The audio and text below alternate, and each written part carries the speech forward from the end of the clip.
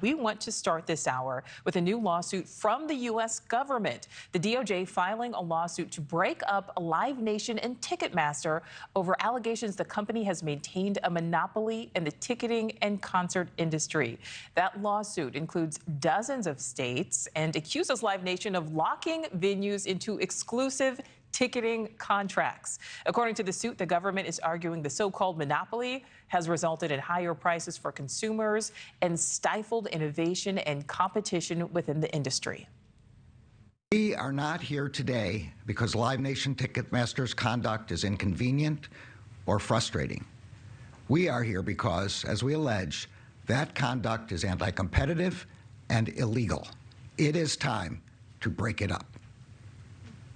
So here with us now to discuss this major move from the DOJ, I'd like to welcome in Seth Schachtner, Managing Director at Strat Americas and a former music exec. So I know, Seth, you have a very unique perspective here. Thank you so much for your time.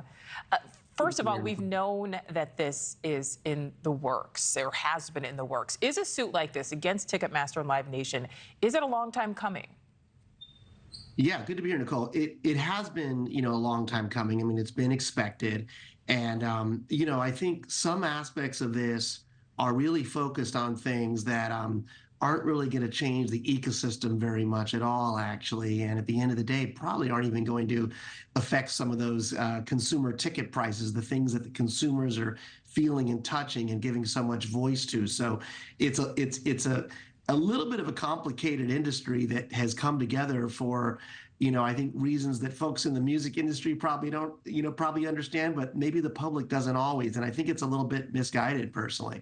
And Seth, there was a lot of uproar a few years ago surrounding a Taylor Swift concert and tour. I mean, that's one that immediately comes to mind. How do you think Live Nation can defend itself? Because I know it's already citing increasing production costs to artist popularity, as well as that 24/7 online ticket scalping. Yeah. Well, so, there's this idea of, getting rid of the exclusivities between venues and ticketing services, I actually think is a good idea. And I've suggested that for some time now. I don't know if it will change anything. There are a number of other initiatives which haven't sort of been fully put into law yet that I think are probably going to be a lot more critical to helping the situation. I mean, the very biggest is what's called the secondary market. Those folks on StubHub and all the others that are reselling tickets probably should think about, regulating or putting some restrictions on the prices there. The UK does this, and I think that'll go actually a long way to helping. There's something called the Bots Act as well that hasn't been enforced that looks at, the illegality of all these bots that are flooding these services as well. And there's a concept called all-in ticket pricing that kind of makes clear, one price for all. So I think all those things will actually help the case. I mean, Live Nation, exists for a certain reason. There's thousands of artist managers out there. They need promoters, and they've got a big platform that can handle the loads that others can't. So I think that's probably going to be some line of the defense. I'm not privy to all the details of the complaint, but the consent decree that was signed, I'm sure there'll be a bunch of debate focused around that and defending themselves from the claims on the consent decree that was 5 years ago. Yeah, I mean, as you said, there certainly is a need, for a company like Live Nation, but there are so many just consumers who feel, like something has to give here. When it comes to just the case itself, Seth, what do you think will ultimately happen? I think it will be settled in some way. I think the real concern in the case that I've been picked up isn't really addressing these issues that I think will actually change it. It's around the behavior between the promoters and the venues, and what acts go into what venues. And I think that will be probably the substance of how this is argued.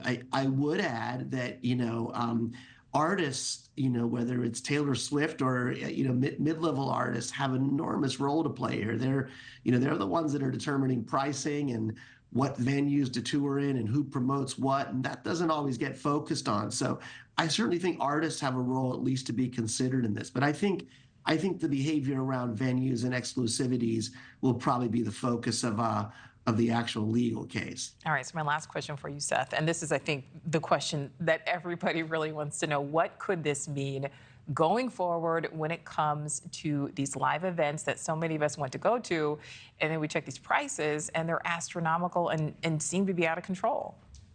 I mean, in my opinion, the stuff that's being talked about today isn't going to change ticket prices at all, actually. It's not going to have an effect, I think, if the secondary market, the reselling market, where consumers and other promoters and other even speculators can resell tickets for really astronomical prices, until that gets addressed and somehow there are some limits on it, I don't think you're really going to see a lot of change in terms of the consumer pricing here. Right. But they should open it up for competitors and ticketing competitors. I don't necessarily think it's going to change that much. That's the prices, and this to even be able to get your hands on the tickets in the first place. Seth Schachner, thank you so much for your time. Certainly appreciate it.